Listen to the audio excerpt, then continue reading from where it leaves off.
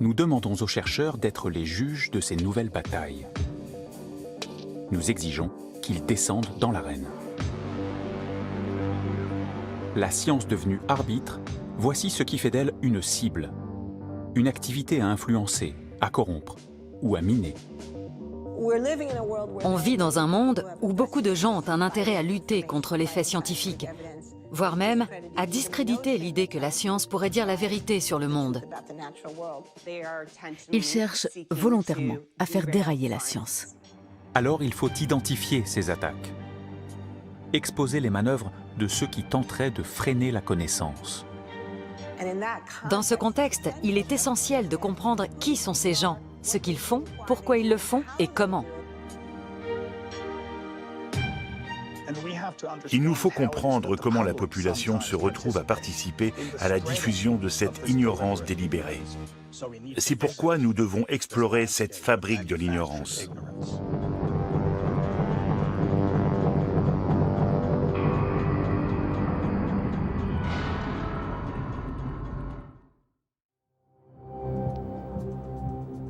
Dans le calme de leur laboratoire, les scientifiques ont normalement pour mission d'expliquer ce que l'on constate sur le terrain. On leur demande d'éclaircir le mystère de la mort des abeilles, comme ils ont déjà expliqué tant d'autres phénomènes. Le rôle de la science, c'est bien de mettre en évidence des mécanismes naturels, d'aboutir à une explication pour les moindres faits observables. Habituellement, la science progresse ainsi en élucidant toujours plus de mystères. Et en principe, nos connaissances sur le monde qui nous entoure s'étendent. Or, dans cette belle mécanique, il y a des couacs. Pour les observateurs de la science, l'affaire de la disparition des abeilles est emblématique. Dans l'idéal, la science examinerait ces pesticides et identifierait les liens de causalité entre leur utilisation dans l'agriculture et la mortalité des abeilles. Concernant les abeilles et les pesticides, il aurait fallu être capable d'enquêter, de collecter des données et d'aller là où les faits nous conduisent. Lorsqu'on voit toute une floraison de nouvelles études émerger dans un domaine particulier, cela donne l'impression qu'on se consacre pleinement à la recherche de la vérité. Mais moi, ça me rappelle le cas des industriels du tabac. Mise en place d'un centre de recherche sur le tabac, elle vise pas uniquement à produire du savoir, mais surtout à produire du savoir qui va à l'encontre de d'autres faits établis. Donc, on utilise la méthode scientifique contre la science établie. C'est vraiment utiliser la science contre elle-même. L'utilisation manifeste de la science contre la science est un véritable tournant. Investir dans la recherche scientifique pour discréditer la science, c'est un renversement. Cette décision, comment l'ont-ils mise en œuvre? Ils ont financé ce que j'appelle des recherches de diversion.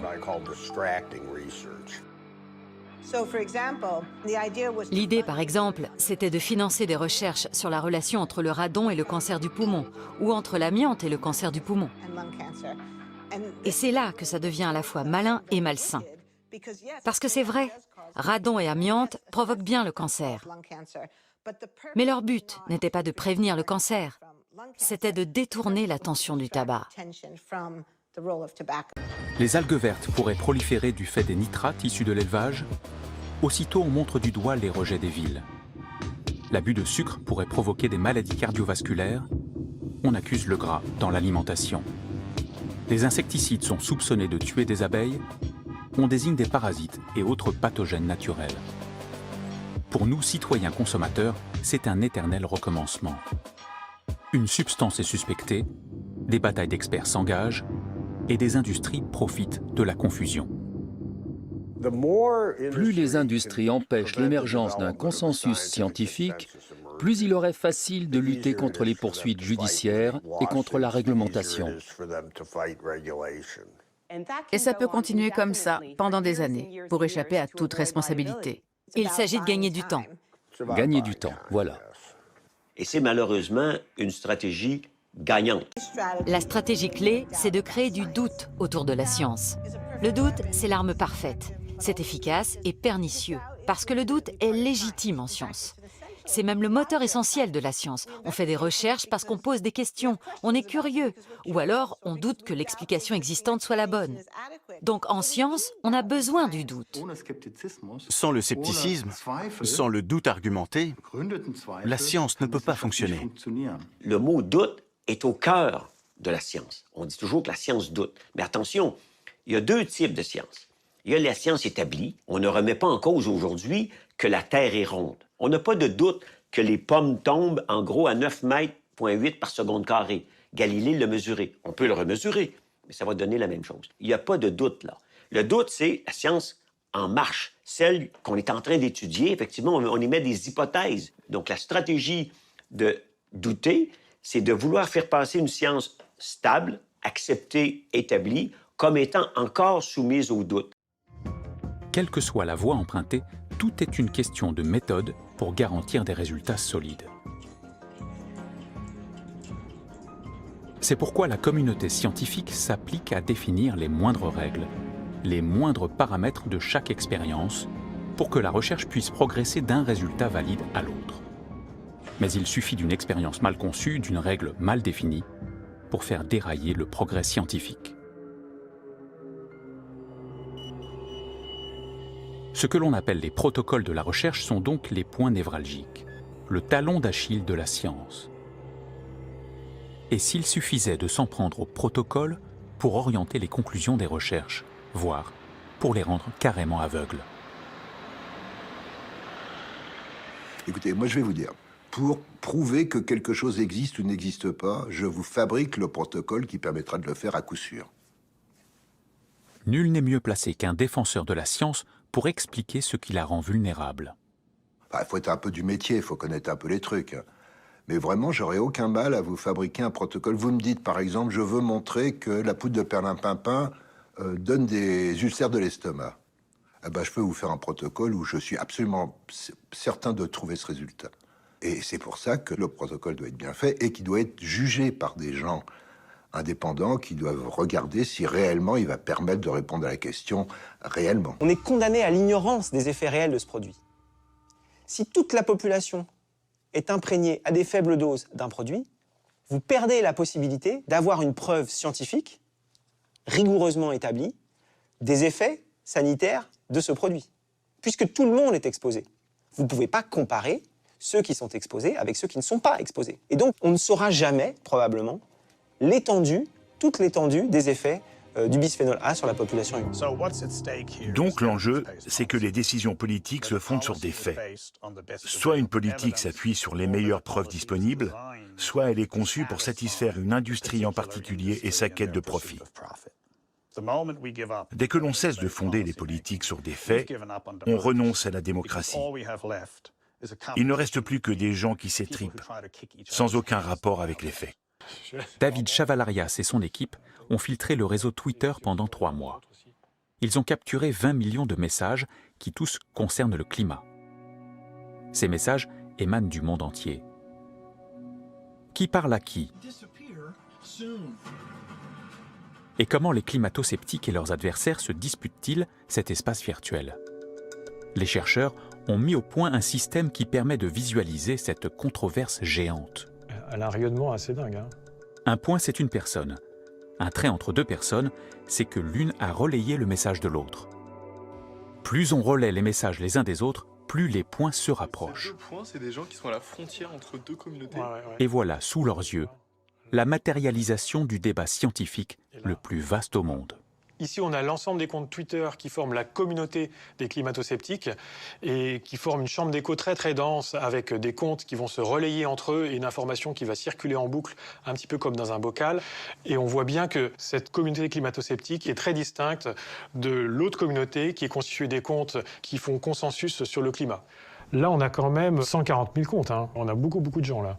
Quand on observe toutes ces interactions qui se font sur les réseaux sociaux, on voit vraiment qu'il y a une vie organique il y a des communautés qui se forment, elles naissent, elles vont recruter, elles vont grossir, éventuellement elles vont mourir. Et donc pour qu'une communauté survive, qu'elle entretienne un certain type de croyance, il faut qu'en permanence qu'elle compense les départs, entre guillemets, et donc elle recrute de nouvelles personnes. Une personne se met à relayer les messages de la communauté des convaincus. Aussitôt, cette proximité de pensée se traduit sur l'écran. Une autre personne relaie quant à elle des messages climato-sceptiques. Une nouvelle recrue pour la communauté. Et tiens, voilà, là, il y a arrivé de Charlie Il vient Kirk. d'avoir un recrutement, donc 2 personnes. Il y a Voilà. Charlie Kirk qui vient d'arriver, donc il est venu avec toute sa communauté. Une fois ce débat rendu visible et observable in vivo, Regarde. que peut-on en conclure? Ah ouais, c'est intéressant ça. La science, oui, mais pas celle qui menacerait nos convictions ou nos valeurs. Pas si elle nous empêche de vivre heureux et insouciants. Et si parfois nous avions en nous aussi le besoin de ne pas savoir. La psychologie a bien identifié les mécanismes cognitifs individuels par lesquels, à notre insu, nous construisons nos croyances et nous limitons nous-mêmes nos connaissances. Ces mécanismes qui peuvent faire de notre cerveau une petite fabrique d'ignorance.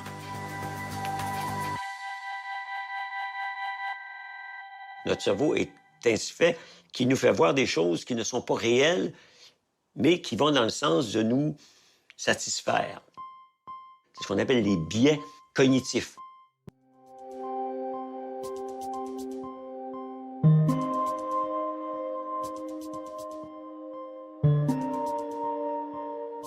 Il y a quelques siècles, il fallait être fou pour affirmer contre tous que non, le soleil et les étoiles ne tournent pas autour de nous, mais que c'est la Terre qui tourne sur elle-même comme une toupie.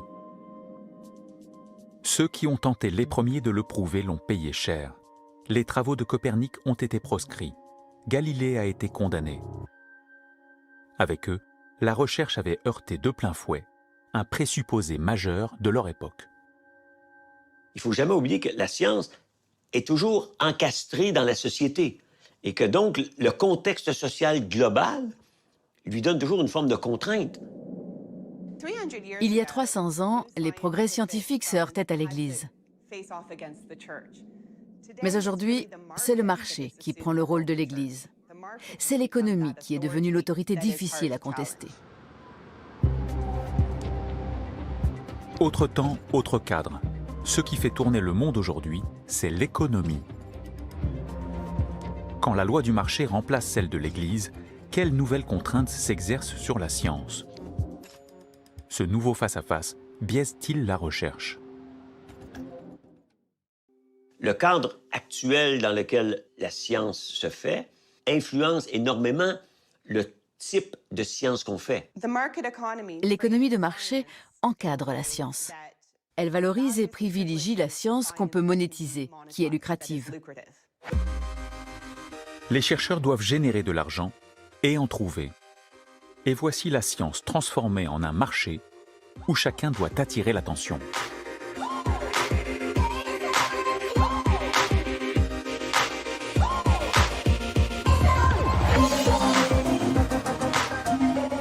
Tous les labos, au fond, sont en compétition. Ils doivent faire valoir leur spécificité et trouver les mots clés qui sont un peu à la mode. Au tournant des années 2000, le mot-clé, c'était la génomique. Si vous disiez que vous travaillez de la génomique et que ça va avoir des conséquences médicales, vous avez des millions de dollars. Donc, en 2000, le chercheur devait dire le mot génomique. En 2010, il devait dire nanotechnologie. En 2020, il doit dire intelligence artificielle. Okay, Sophia. I think you're ready. Pour la jeune génération de scientifiques, ce qui compte de plus en plus de nos jours, c'est est-ce que je peux déposer un brevet? Sinon, ça ne m'intéresse pas. They upgraded my mind a bit. My artificial intelligence. This is too cool. I can walk. La compétition actuelle oriente la science dans une certaine direction. Et donc, pendant ce temps-là, il y a tout un ensemble de domaines inconnus qui restent en jachère. Moins à la mode ou moins rentables à court terme, des territoires scientifiques sont désertés.